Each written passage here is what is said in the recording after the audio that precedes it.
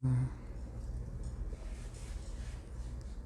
ahorita lo comparto y usted lo puede compartir de mi perfil o de la página.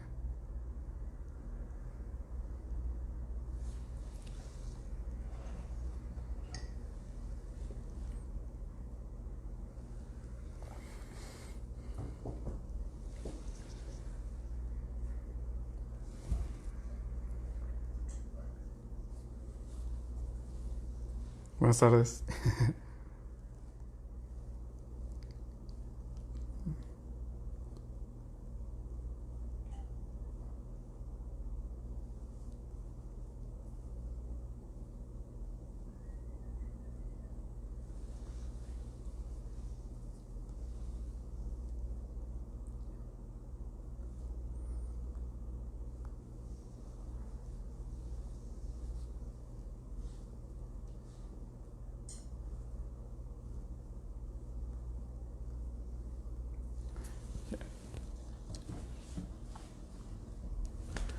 Vamos a empezar entonces. Pues buenas tardes, bienvenidos a un programa más de Sintoniza. El día de hoy tenemos como invitado al doctor Juan Gabriel López, quien, como bien saben, pues nos va a hablar sobre educación de sordos. Primeramente, pues bienvenido, doctor. Gracias por estar aquí. Y le vamos a pedir, que se presente ya un poquito más de su formación y trabajo. Ok, bueno, mi formación inicial es licenciatura en Economía. Soy economista de formación por la Universidad de Colima y bueno, llegué a Tijuana por la maestría en Desarrollo Regional con la especialidad en Política Pública por el Colegio de la Frontera Norte. Y bueno, a partir de que termino la maestría en ese espacio, me invitan a laborar a la Universidad Pedagógica, institución que hasta la fecha sigo trabajando. Una vez involucrado en ese espacio, surge un proyecto interinstitucional de pedagogía fronteriza y en ese esquema la Universidad Iberoamericana me invita a estudiar el doctorado en educación y ahí fue precisamente en ese trayecto del doctorado, previo al mismo y en el desarrollo de la formación, que me involucré mucho en la educación de los sordos. Es más, parte de esta colaboración al momento de iniciar el doctorado tuvo que ver prácticamente con esta con el interés. Con esa inquietud. Sí. Vamos a aprovechar también este espacio y oportunidad para hacerle publicidad a la UPN porque pocos saben que existe UPN aquí en Tijuana, ¿no? Además porque está bastante escondida. Ajá. Que afortunadamente ya vi que estuvieron publicando en varios puntos de la ciudad señalamientos, ¿no? Así es. Bueno, entonces coméntenos dónde está la UPN para los interesados. La universidad se encuentra en Otay, donde está el consulado americano.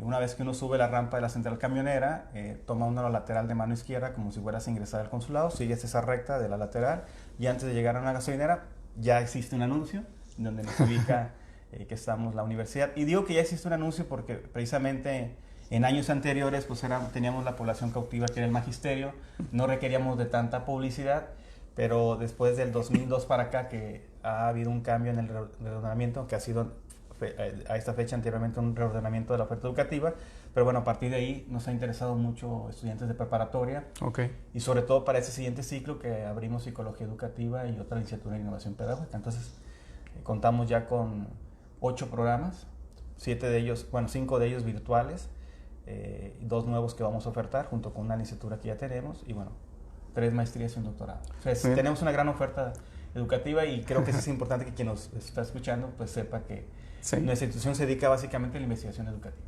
Sí. Y comentaba la formación de docentes, tal cual. Así es. ¿No? Pues muy bien, pausamos el comercial, al rato hablamos un poquito más al respecto. Para entrar al tema entonces de la educación de sordos, bueno, se diría pues es educación, pero ¿qué amerita o qué implica la educación para sordos? Sí, mira, lo que pasa es que ya hace bastante tiempo, a partir de la Ley General de Educación de hace ya más de 15 años, que se declara que todo el mundo tiene derecho a este esquema de la educación, no solamente los sordos, sino toda la población como un derecho y una obligación que tienen como seres humanos, ¿no? Okay. Pero una cosa es lo que está establecido como ley y otra lo que realmente ocurre en el caso del sector educativo, que se dé esta oportunidad y esta apertura y que finalmente exista la equidad y el derecho de todos, ¿no? Digo, en letras está muy bien escrito, pero en la práctica esta realidad no existe. Y lo comento porque un servidor, siendo docente de la universidad ya hace bastante tiempo, me estoy refiriendo básicamente a 2006, 2007, cuando una persona se acerca a la universidad y sabiendo que nosotros nos dedicamos a la actualización del magisterio, iba con toda la intención de buscar un espacio donde la universidad se preocupara por la educación de los sordos. Un servidor fue quien recibe a esa persona y a partir de esa inquietud de ella, a mí me generó mucha inquietud porque yo desconocía básicamente que existía una comunidad sorda en Tijuana y sobre todo que había una lengua de señas. Entonces, ahí fue cuando surge este interés y me aventuré. Porque básicamente fue aventurarme a un esquema donde yo lo desconocía, ¿no? Sí, y vamos a aprovechar que justamente la semana pasada en el programa anterior se habló de esta educación inclusiva, ¿no? Y comentaba yo con Antonio que previo al conocimiento del tema, para mí inclusivo era únicamente estas... se me fue la palabra... discapacidades, tanto físicas, cognitivas, mentales y demás, pero ya vimos que es todo otro mundo aparte, ¿no? También. Sin embargo, me ha tocado ver en algunas escuelas, pocas de hecho, pero en algunas, 2 o 3, que cuando hay alumnos que tienen dificultades o incluso la sordera tal cual, sí se les incluye, entre comillas, en el grupo, pero parte de lo que se comentaba, segregados. Como que estás en el grupo, pero dentro del grupo formas un grupo aparte. ¿Cómo se realiza entonces la educación de los sordos? Primeramente, no sé, individual y ya como parte de un grupo. Sí. Mira, un primer elemento al que yo me enfrenté precisamente cuando me involucro en el sector educativo para analizar este ejercicio, obviamente yo hice una revisión de la literatura y del contexto de muchos de los países, no para pensar que lo que ocurre en los países debería de ocurrir aquí, sino para tener una noción de cómo se generaban esos procesos educativos. Y algo que tienen algunos países latinoamericanos, me refiero a Argentina, que lo acabo de visitar hace unos meses, Guatemala, Brasil, por ejemplo, Uruguay, que en el caso de nuestro país ocurrió lo mismo, fue establecer un programa bilingüe o bicultural. Okay. ¿Qué quiero decir con ello? Que se reconocía la identidad del sordo y se reconocía de que tenía una lengua diferente al español.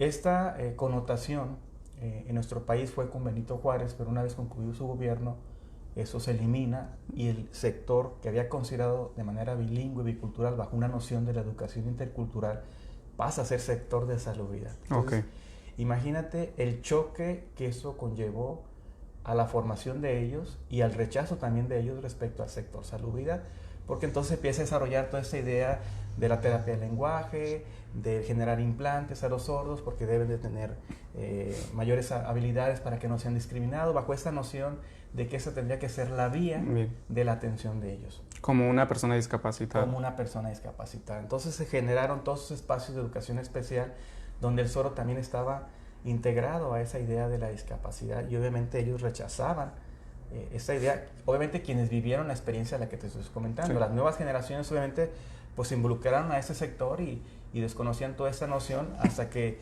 se van enfrentando a una realidad que no les va permitiendo generar o desarrollar las mismas habilidades. ¿Por qué? Porque también en el sector social o en el ámbito familiar no hay la capacidad económica para poder tener este acceso a este tipo de posibilidades porque además son muy costosas. Entonces, si a eso le aunes a ese ejercicio más la atención en el sector educativo, pues ya nos imaginaremos qué tanta población accede a la educación bajo esas condiciones. Muy bien. Voy a retomar algo que comentaba. ¿Cuál sería la diferencia a nivel práctico, digamos, de la educación de los sordos, de verlos como una persona con discapacidad a verlos como una persona con un lenguaje diferente?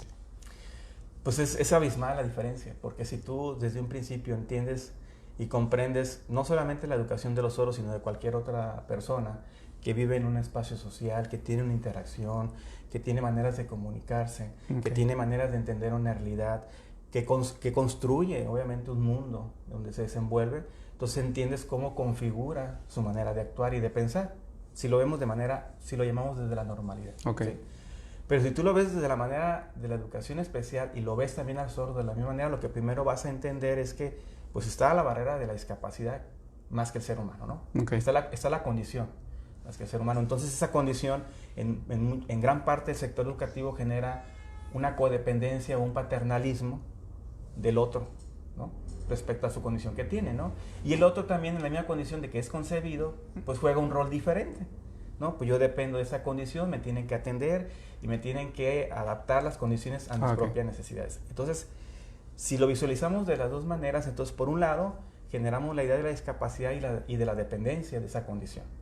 Pero si lo veo desde la otra cuestión de la identidad, de su lengua, de su contexto social, lo estoy concibiendo como cualquier ser humano. Muy bien. Y que desarrolla habilidades como cualquier ser humano, que el único problema que tiene es de comunicación. Es como si nos fuéramos a Alemania, no domináramos el alemán, pues no podemos ser discapacitados. Lo que tenemos es un problema de comunicación, que no es a través de la lengua de señas, que es a través de una lengua oralizada. Esa es nuestra condición quizás de distinción. El problema es cómo lo concibieron el sector educativo cuando tenían desconocimiento de lo que te comento, de que tiene una cultura y que tiene una lengua. Entonces lo que lo concebían era pues que venga la gente de educación especial y que me la atienda, que me dé terapia de lenguaje, que le dé la atención. O sea, entonces empezaron a frenar el desarrollo cognitivo porque no tenían la capacidad de atenderlo, porque era a través de la educación especial. Pero si yo lo visualizo desde esta mirada de la educación socioantropológica, que era lo que comentaba también yo en la entrevista anterior, estoy concibiendo a un sujeto que es distinto como cualquier otro, nada más que su condición es de lenguaje. Y eso nos implica otro tipo de condición como docente. Entonces yo no domino la lengua de señas, o la tendría que dominar, o utilizar un intermediario, que es lo que ocurre ahorita en el sector educativo, que es el intérprete, ¿no? Sí. Él es el que domina la lengua y a través de él me comunico con eso. Esa es la gran distinción. Esto tiene muy pocos años, estoy diciendo 6, 7 años, que se está reconfigurando la mirada que tiene el sector educativo sobre la atención de ellos. Anteriormente no. Anteriormente estaba el USAER y la gente especialista de educación especial dentro de la escuela atendiendo esa situación. Entonces, te lo comento porque yo en el 2007, 2008, que hacía el trabajo de investigación, que me iba a algunas escuelas a observarlos, pues llegaban los especialistas de educación especial y retiraban a los sordos porque les iban a dar terapia de lenguaje. Y yo les decía, pero es que no requieren terapia de lenguaje, lo que ellos requieren es que tú te comuniques en la lengua de señas con ellos. Y ellos lo que quieren tener es una comunicación directa. Muy bien. Sí, entonces, digo, me sucede lo mismo que con el tema pasado, la comprensión entonces de verlo no como una persona con discapacidad en el habla, digamos, como lo puede hacer una praxia o demás, sino como una persona con un lenguaje diferente. Sin embargo, afortunadamente, como lo dice, ahorita ya las cosas son bastante diferentes, pero en tiempos pasados, en años pasados, el docente regular, digamos, frente a grupo, prácticamente no hacía nada con esta población. Sí, lo que ocurría era que había esa cuestión de la protección y de la atención, de tenerlos en las escuelas, pero sin darles básicamente una atención igualitaria y equitativa que los demás. Entonces había una cuestión más de sentimiento y emotivo por darle la atención, pero lo tenían como un objeto dentro del espacio áulico porque la persona no se comunicaba absolutamente con nadie. El maestro no dominaba la lengua de señas, ni los compañeros dominaban la lengua de señas, y quizás ni el mismo estudiante la dominaba porque también la desconocía, porque esa es otra situación que ocurre. Los padres de familia, cuando tienen a una persona sorda y desconocen de que existen espacios donde se les puede atender a través de la lengua de señas, lo que hacen es refugiarse a través de lo que el médico les va diciendo, lo que el médico les dice, en apoyo a ellos, es llevar lo que le den terapia de lenguaje, si ver las posibilidades si les pueden poner un implante coclear. Si no tienen la capacidad económica de hacerlo, no lo van a hacer. Entonces te encuentras a sordos aquí mismo en Tijuana, en la periferia, donde los sordos están en sus casas encerrados, no los dejan salir por el miedo que tienen los padres de familia de que sean discriminados, rechazados en el ámbito social. Entonces es una persona que, si lo ves desde la parte cognitiva, no hay ningún desarrollo cognitivo. Muy bien. Lo que observa y la interacción que tiene, pues es lo que tiene a su alrededor en ese contexto de 4 paredes donde quizás lo tienen encerrado, ¿no? Entonces, si el papá no tiene la posibilidad de saber cómo comunicarse, no lo va a hacer. Muy bien. Y es entonces ahí que sí se pudiera ya dar la connotación de discapacidad, cuando no por la cuestión de la sordera, sino por lo cognitivo que no está desarrollando adecuadamente. Y yo más bien lo diría la discapacidad de la comunidad en general, por el desconocimiento que a veces tenemos. Yo digo que una mayor discapacidad es estar desinformados, ¿no? Que no se visualiza, pero que sí se observa, Sí. ¿no? En la parte de la expresión y la interacción y la comunicación que pudiéramos tener. Y creo que eso fue el motivo que a mí me alimentó más en el ejercicio que estaba haciendo, cuando empiezo a descubrir, no solamente en el espacio áulico, sino en el espacio familiar, en el espacio social, en la formación de los mismos compañeros docentes, de el poco interés que pudieran tener respecto a la formación que ellos tienen, porque ellos decían, es que yo tengo el especialista en educación especial y que me venga a atender. En los mejores casos donde estaba un intérprete, pues yo tengo un intérprete, que él se encargue y que él se haga responsable.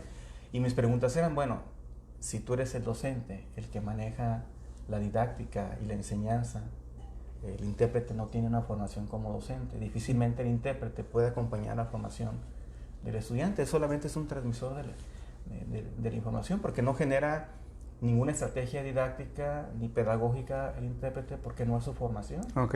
Porque él está ahí para atender la comunicación que requiere el sordo. El especialista soy el docente. Entonces, si yo pierdo el sentido de este diálogo y comunicación que debo tener, no con este estudiante sordo, sino con la mayoría, ¿no? Porque finalmente no es el único estudiante que tengo ahí. Sí. Tengo una cantidad de 30, 40 estudiantes, pues estoy perdiendo de vista lo que es la esencia del ejercicio de la docencia, ¿no? Que es cómo voy generando un pensamiento crítico y creativo en cada uno de ellos, independientemente de la particularidad que tengan. Entonces, cuando llegamos a ese nivel, rompemos esta mirada que tenemos de, tengo un sordo, tengo un asiático, tengo un indígena, porque finalmente el aula es una aula heterogénea. Entonces, esa es la riqueza que no debiéramos de perder. Es el deber ser. En el ejercicio que yo estuve observando, pues era increíble lo que se observaba, ¿no? En el ejercicio de la docencia con esos, y no solamente con los jóvenes sordos, porque yo digo, siempre lo he dicho, que ha sido un gran pretexto. En aquel momento era un interés esencial para mí. Ahorita dije, ese fue un gran pretexto, porque entendí muchas situaciones del espacio áulico. ¿Sí? No solamente de ellos, sino de la práctica docente, el contexto escolar.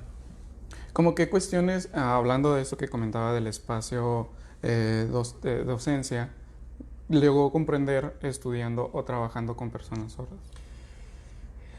Es que cuando te adentras a este ejercicio y traes todo un bagaje de la literatura, de la interacción con otros especialistas en el tema de los sordos, precisamente, porque nos vinculamos, la UPN se vinculó con un especialista en Burbank, Los Ángeles, a través de una asociación de intérpretes, que es Graciela Rascón, una persona muy inquieta y que nos motivó mucho en este tema.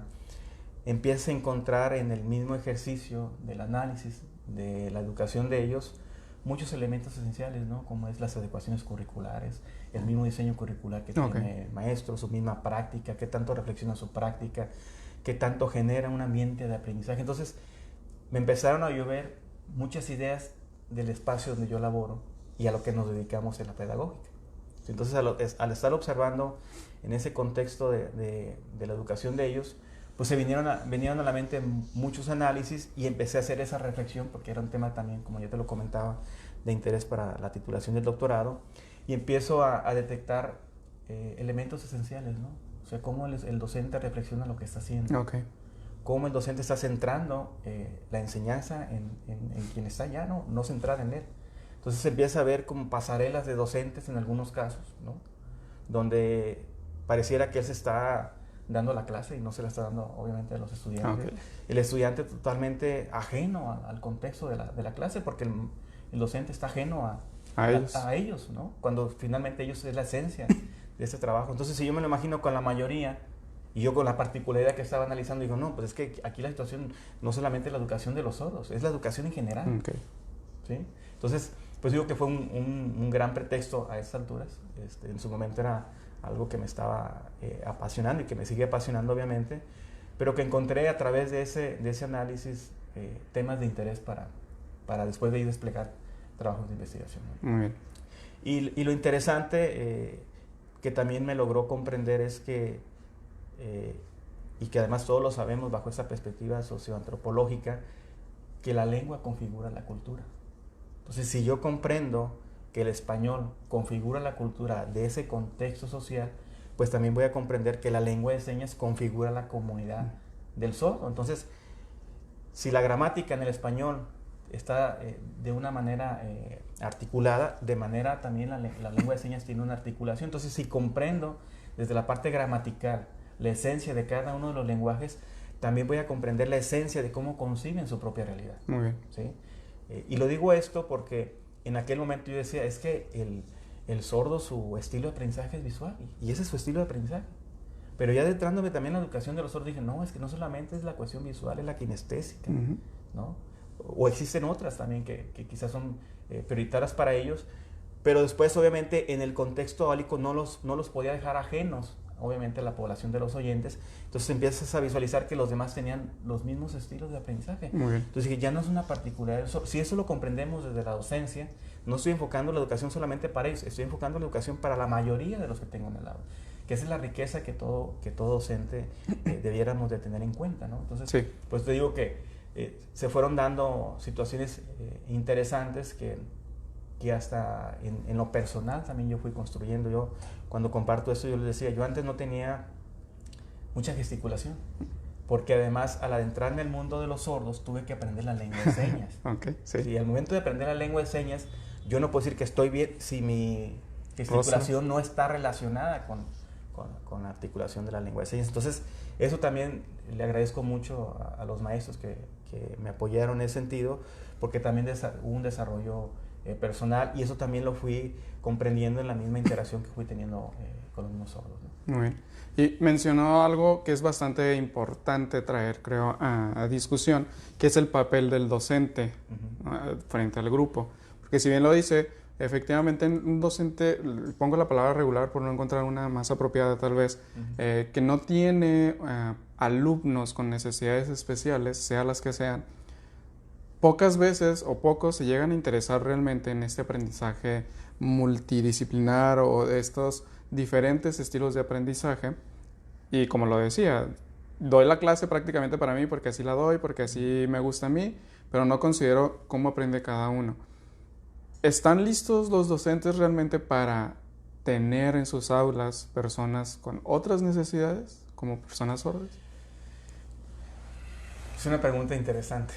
No me quisiera aventurar un poco en la respuesta, pero yo creo que en algunos casos sí. En algunos casos lo que he observado es que ha habido como centros escolares que se han preocupado por atender, por ejemplo, los sordos, por atender a los ciegos, a los síndromes de Down. O sea, ha habido espacios escolares que les ha interesado porque el colectivo así lo ha querido, porque ha habido un trabajo de gestión de la misma institución para poder contener a ese tipo de población y darle la atención necesaria. Pero hay otros espacios donde no ha habido la colectividad, donde no ha habido un proyecto institucional, y lo que se ha hecho es básicamente rechazar. Aunque los tenemos ahí, pero hay un rechazo, hay una discriminación, hay una exclusión de esa población. Pues digo que no me quisiera aventurar porque sí he observado en ciertos casos donde sí lo han hecho. Por ejemplo, en el caso de los sordos, yo te puedo identificar escuelas que se han preocupado, y no de ahorita, de hace muchísimos años, y escuelas privadas que los han becado a los jóvenes sordos porque se han interesado en darles un proyecto de vida profesional, ¿no? Por ejemplo, te puedo decir una escuela que está en Playas. Desde allí aprendí yo la lengua de señas, ahí me formaron en esta cuestión bilingüe, porque tengo una certificación como intérprete bilingüe. Y esa escuela en particular, el director le dijo a una persona que estaba encargada del proyecto, le dijo, quiero que te prepares, y prepares a la escuela antes de invitarlos a estudiar. Cuando ya estén preparados y tú me digas, ya tenemos la capacidad de hacerlo, porque era desde preescolar hasta preparatoria, lo vamos a hacer. Y fue un reto para la maestra, y lo hizo. Entonces, esa experiencia, por ejemplo, yo iba a la escuela y me decía, identifícame quién es sordo, porque todos estaban hablando lengua de señas. Y yo, pues no, me la pones complicada, ya no los puedo identificar. Entonces, a eso es lo que debiera llegarse en el caso de los sordos cuando hablamos de la inclusión educativa, donde no solamente los docentes dominan la lengua de señas, sino la comunidad en general la domina, porque hay un proyecto de gestión desde la misma institución que lo está concibiendo como un reto y que quieren dar al 100% la inclusión educativa a partir de que haya adecuaciones curriculares, haya actualizaciones de los maestros respecto a la educación de los sordos. Ellos se preocupaban por traer especialistas a la escuela.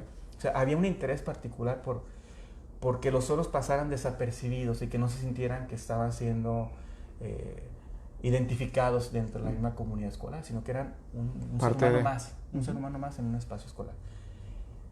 Pero también me tocó ver muchas escuelas donde pues, es lo inverso, donde no hay interés de los maestros, el sordo está ahí, lo que comentaba la vez pasada, como está insertado, o sea, le dieron la posibilidad de estar en el espacio, pero no hay la capacidad de atención ni el interés tampoco de la institución ni de los docentes de atenderlo. Entonces, le dejaron toda la responsabilidad a una persona denominada intérprete que desconoce en su mayoría de estrategias didácticas y pedagógicas para darle una mejor atención. Entonces, en esos casos yo llegaba con el maestro y le preguntaba la situación del estudiante del sordo y me decía, no, ve con fulanito que es el intérprete, él te va a dar toda la información. Okay. Él sabe cómo va, él lo evalúa.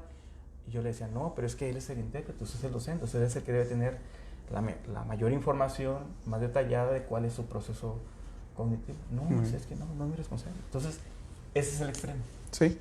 ¿Sí? Donde hay casos donde no hay la atención, está los sordos ahí y no ha habido la capacidad. Y eso fue el reto también para nuestra institución porque lo que nos llevó fue a generar diplomados. Okay. Entonces, nuestra intención era, entre mayor podemos habilitar docentes en el tema de la educación de los sordos y en lengua de señas, mayores posibilidades van a tener ellos de tener una mejor, bueno, pudiéramos llamarle, no quiero decirle calidad, pero sí una mejor formación profesional, porque vas a encontrar particularidades en los centros escolares de gente que tiene todo el interés de apoyarlos y también vas a encontrar particularidades de maestros que no tienen ningún interés de apoyarlos, ¿no? Entonces te enfrentas hacia ese tipo de situaciones y yo creo que ahí el gran reto es que exista un proyecto institucional y un colectivo dispuesto no a atenderlo solamente, dispuestos también a estarse capacitando y habilitando constantemente, porque así como la educación de los sordos es un tema importante, la educación en general es un tema importante. Entonces, tanto el sordo como en el oyente viven en un contexto social que es interpelado por situaciones económicas, políticas, culturales y sociales como cualquier otro ser humano, y ante eso el docente tiene que tener una mirada muy particular de lo que está atendiendo, ¿no? Porque finalmente el proceso de enseñanza-aprendizaje pues lo está centrando a partir del contexto donde se desenvuelven esos sujetos para darle vida, ¿no? Y darle sentido a un proyecto que en algún momento eso va a ser el proyecto de vida de cada uno de los estudiantes, ¿no? Y aquí cobra gran importancia justamente que sea el docente el capacitado en lengua de señas. Si bien el tener un intérprete es un avance, una gran ayuda, pongo un ejemplo vivencial, ¿no? Una vez, creo que fue el 2016, fue un congreso en Ciudad de México. El principal exponente venía de Estados Unidos, no hablaba ni una pizca de español.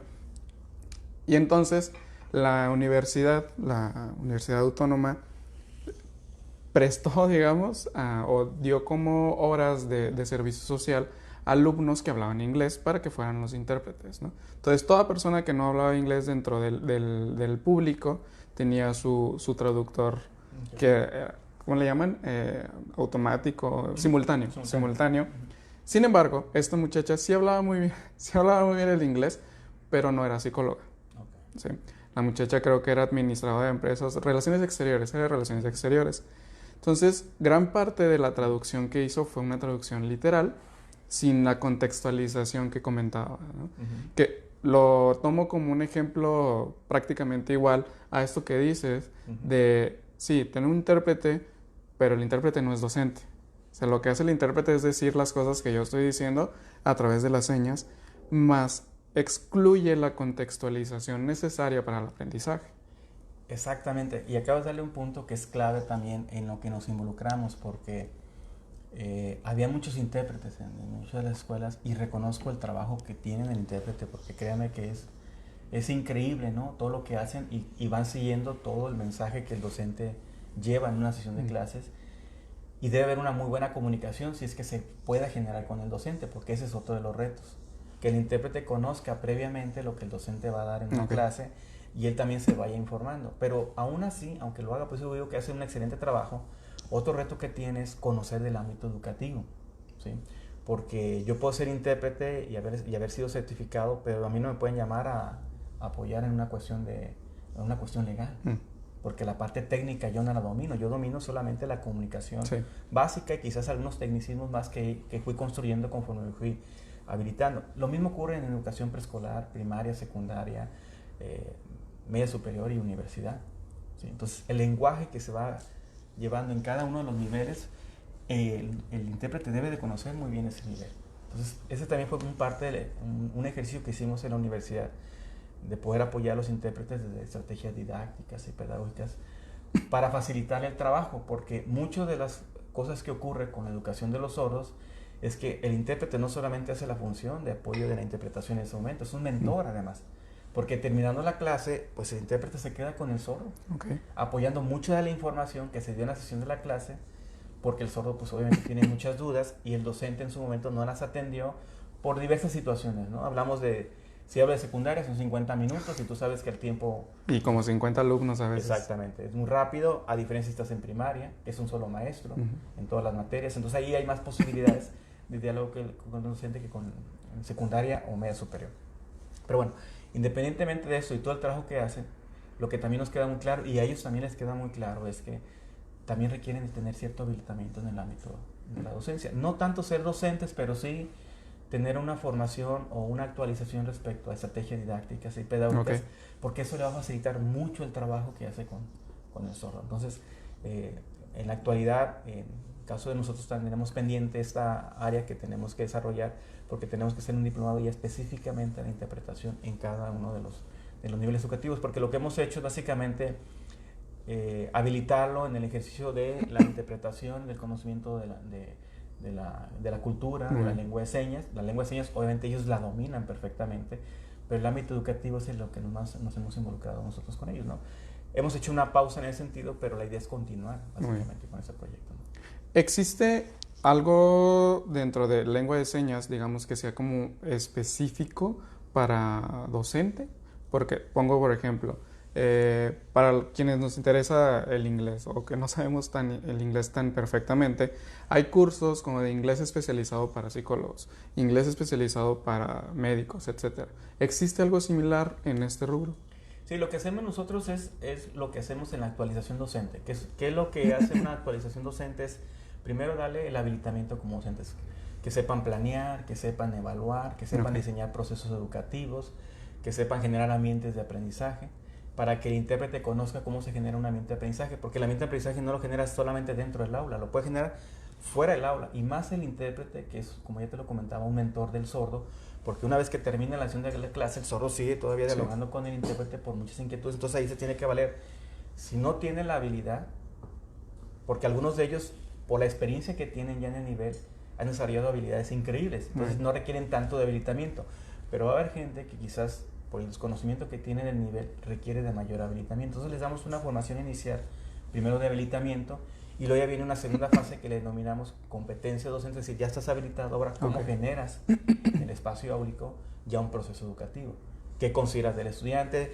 Se ponen algunos casos, ¿no?, para que los desarrollen, y hay muchos procesos de microenseñanza una vez que ya vivió el habilitamiento.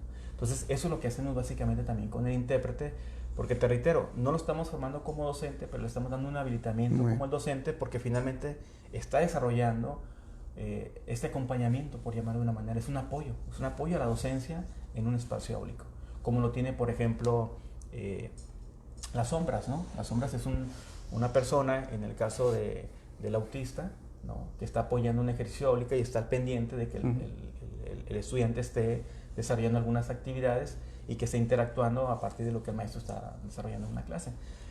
Entonces, en el caso del intérprete hacemos lo mismo, en ese sentido, ¿no? Lo habilitamos, generamos algunas condiciones para que él tenga en su momento un desarrollo cognitivo y le permita tener una mirada creativa respecto a alguna actividad que es más, puede llegar y puede suceder que quizás se le ocurran mejores ejemplos con el sordo por el habilitamiento que tiene que quizás el maestro para la comunicación del sordo.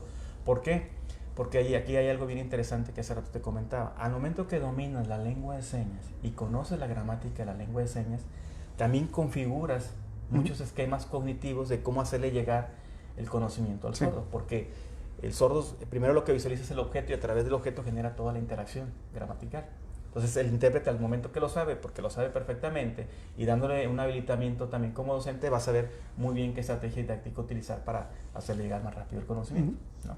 Porque le sale transmitiendo lo que dice el docente, llega en un momento que pierde la atención de los sordos, porque los sordos son muy abstractos. ¿Sí? Entonces pierde el interés de ellos. Entonces él tiene que ser muy hábil de lo que está diciendo el docente, qué herramientas utilizar. Ha habido casos, y han sido muy exitosos, de algunos compañeros intérpretes que me tocó observar, que los docentes les permitían algunos pizarrones pequeños. Entonces ellos hacían valer de algunas estrategias didácticas para estarles comunicando lo que el docente les decía. Entonces captaban muy rápido la información. Pero había otros casos donde el intérprete no tenía la posibilidad de usar absolutamente nada. Y eso limita un poco sí. Como docente esto es todo un reto. O sea, el poder, si es un reto poder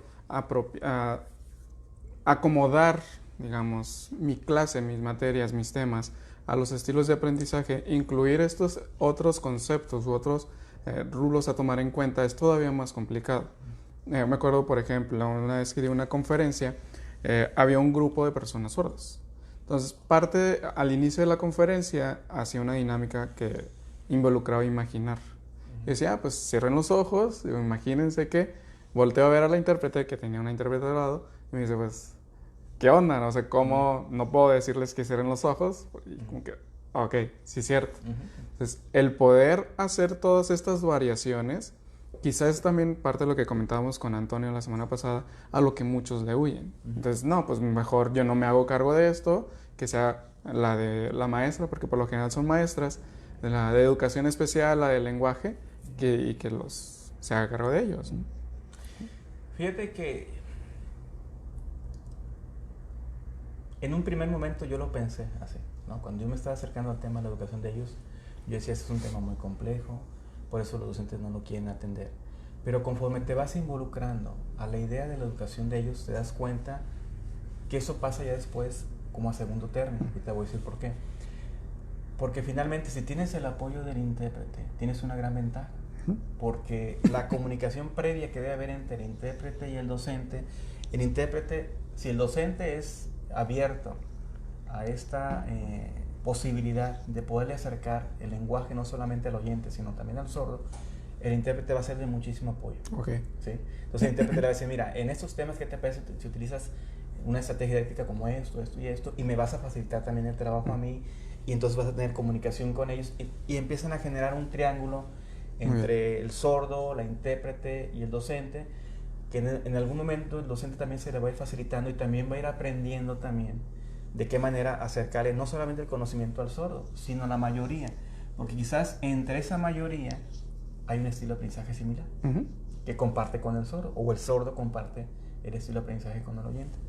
Entonces, ahorita que me estabas haciendo esa pregunta, me fui al nivel básico y dije, bueno, pues sí, los maestros de educación básica tienen una situación complicada, pero no solamente con el sordo, es con la mayoría. Porque lo que tienen que desarrollar en nivel de primaria, a diferencia de preescolar, porque en preescolar pues es básicamente el desarrollo de sus habilidades psicomotoras, la del lenguaje, pero a nivel de primaria es la cuestión de la lógica y la comprensión lectora. Pero no solamente la tendría con el sordo, lo va a tener con la mayoría, ¿sí? Pero si tiene el intérprete, pues el intérprete lo va a apoyar, porque el intérprete sabe muy bien de lengua de señas y también va a apoyar en el desarrollo de la lengua de señas de los sordos. Porque si no tienen adquirida la lengua de señas, entonces yo me pregunto, al igual que el estudiante, si no tiene adquirido realmente el español, pues va a tener un conflicto en la lógica y en la comprensión lectora. Y desde ahí viene gran parte de los problemas que tenemos a nivel secundaria, media superior y universidad. Que en esos niveles no se desarrolló a profundidad la lógica y la comprensión lectora. ¿Sí? ¿Y qué es lo que se le demanda básicamente al docente en esos niveles? Si lo veo desde este ejercicio de las instituciones, es que tengan la capacidad de desplegar diversas estrategias didácticas y que encuentren alguna de ellas ecos con sus estudiantes para que vayan desarrollando la comprensión lectora y la lógica. Hay un elemento que yo he estado encontrando y que lo identifiqué a través de los sordos, fue que si un chico tiene un problema de lógica, por ende va a traer un problema de comprensión lectora. Porque en la comprensión lectora también hay lógica en la estructuración de las ideas. Entonces, si hay un problema de lógica, por ende, en el momento de estructurar ideas, pues también se le va a complicar a ir generando esta comprensión lectora, ¿no? Entonces, son elementos básicos en nivel de primaria. Ya no digamos en nivel de secundaria, que pues, se empieza a complejizar más la lógica y obviamente la comprensión lectora. Entonces, yo creo que si lo pienso en los sordos, pues también pienso en los oyentes, ¿no? Entonces, esto se empieza a eliminar cuando el docente va teniendo esta mirada, ¿no? De que pues ya no es un solo, un maestro, pueden ser hasta dos maestros en apoyo, y no solamente para el sordo, sino para la mayoría de los grupos, ¿no?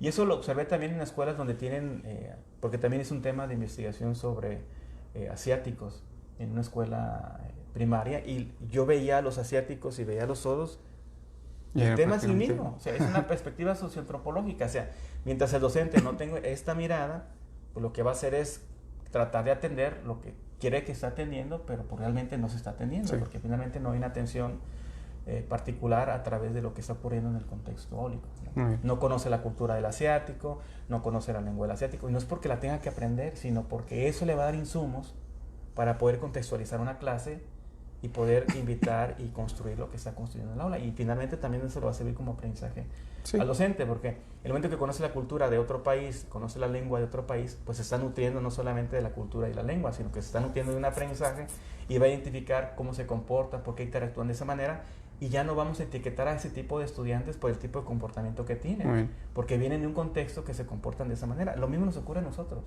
Es más, Tijuana es un mosaico cultural. Sí. Entonces tú vas a un contexto áulico y tú te vas a encontrar gente de diversos lugares, quizás del interior del país o ahora a nivel internacional. Entonces, si no identificas de dónde vienen, por qué se comportan de esa manera, lo primero que hacemos es etiquetar al estudiante.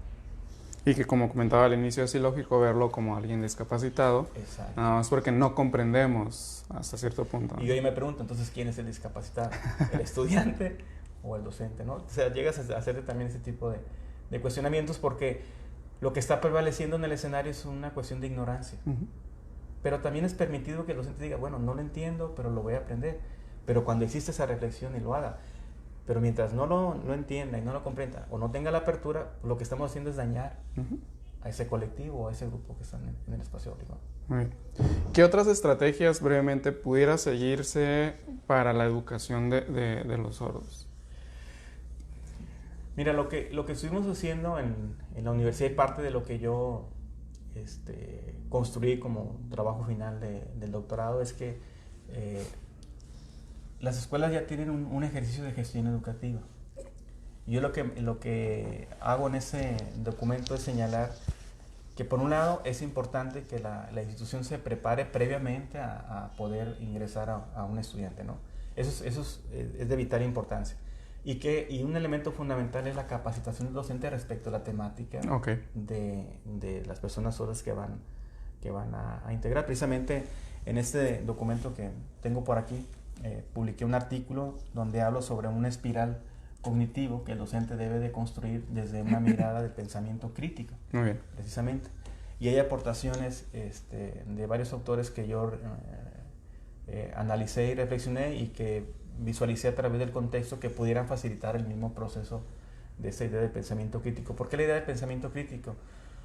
Porque la mayoría de los docentes hay una cuestión muy de confort. O sea, fui formado en una escuela normal, en el nivel que fui formado.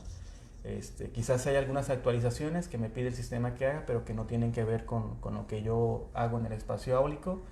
Quizás muchas de ellas no tienen que ver con el espacio áulico, pero tampoco hay un proceso endógeno del espacio institucional diciendo, bueno, eso no me sirve, pero quiero algo sobre eso.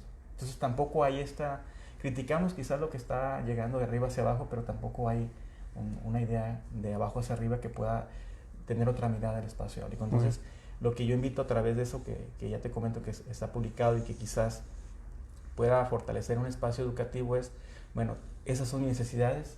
¿Qué hago con esas necesidades que tengo, sean de autismo, personas sordas o ciegas, o con síndrome de Down, o con déficit de atención? ¿Qué hacer con eso que tengo y qué proyecto genero de intervención educativa en mi espacio áulico para fortalecer esos procesos educativos? Que bueno, aquí voy a meter un gol, ¿no? Por eso estamos como pedagógica, ¿no? Y muchos de nuestros egresados pues se han dedicado a atender esos espacios que no están analizando los maestros. Entonces llega un interventor educativo, analiza el contexto y desde una mirada externa. Algunos quizás ya están laborando en las escuelas y conocen más el espacio institucional. Entonces son ellos los que están generando y movilizando el espacio escolar. Muy bien. Pero no ha habido iniciativas básicamente de las instituciones que son las que se encargan básicamente de atender a esas poblaciones. Digo, qué bueno, por un lado que no lo hagan, malo para la institución, bueno para nosotros porque nos permite seguir teniendo eco como universidad pedagógica en estar atendiendo estos espacios. Y las estrategias didácticas, pues no es descubrir el hilo negro. La estrategia didáctica, como lo han hecho muchos especialistas en la psicología, y tú no me dejarás mentir, es observar lo que está ocurriendo. Y observar primero el sujeto. ¿Qué está ocurriendo con ese sujeto? ¿Por qué está ocurriendo con ese sujeto? Hay ejercicios de lógica que deberíamos de entender por qué lo lleva a actuar y comportarse de esa manera. Y si ya hay ahí un síndrome o un trastorno, como él les denomina, pues analizar esa situación que está ocurriendo para saber cómo atenderlo y no etiquetarlo. Yo digo que lo peor que podemos hacer es etiquetar a esa persona, aunque lo tenga, pero si ya se lo hacemos saber de antemano, la persona pues va a empezar a visualizarse con esta etiqueta y a comportarse de diferentes maneras. Yo creo que ese también ha sido alguno de los errores que yo he observado. Por ejemplo, en algunas escuelas, al momento que los empiezan a etiquetar, pues empiezan a generar muchas codependencias, y lo peor que hace un espacio escolar es esta idea de yo le llamo como de atención, más no un trabajo de análisis de profundidad de lo que está ocurriendo, ¿no? Es como, pues vamos a ver qué es lo que tiene, y empezamos a generar una cuestión de paternalismo, y se generan ahí, ya no sabes el síndrome de quién es, ¿no? En los espacios escolares, ¿no? Pero bueno, son realidades que a veces ahí ocurren. Entonces, básicamente lo que yo invito es un primer elemento de la observación, y luego hacer un diagnóstico respecto a lo que está ocurriendo y un plan de intervención. Que eso es finalmente lo que formamos en la pedagógica, ¿no? En el caso de gente que se especializa en esto, ¿no? Y la otra, el docente nunca debe dejar de estar reflexionando su propia práctica. Porque yo me pregunto de qué manera él se autoevalúa lo que hace con los estudiantes. ¿Sí? Y una manera de autoevaluarse es evidenciando cómo están aprendiendo los otros.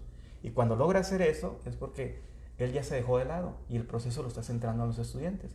Y si él observa que el estudiante está teniendo problemas de aprendizaje o no está logrando finalmente construir un conocimiento a través de lo que el docente está desplegando, pues ahí está su mejor autoevaluación como docente.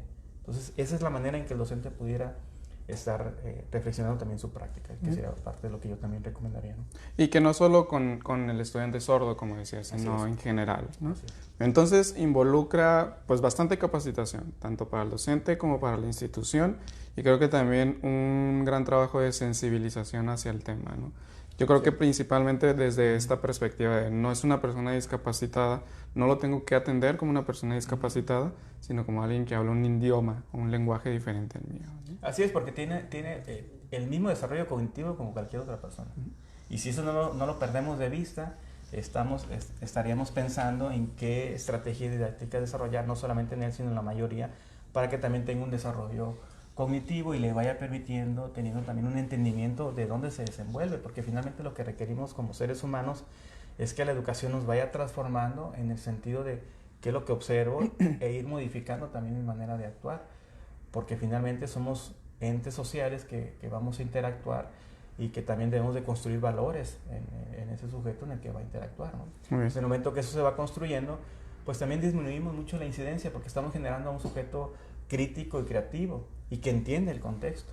Cuando no lo hacemos de esta manera, lo único que estamos haciendo es informar a una población que una vez que se vaya del aula, pues no va a saber qué hacer con lo que se le informó, porque nunca hubo una reflexión o una contextualización de ese proceso cognitivo, y por lo tanto es un sujeto que pues que se le hace fácil todo, ¿no?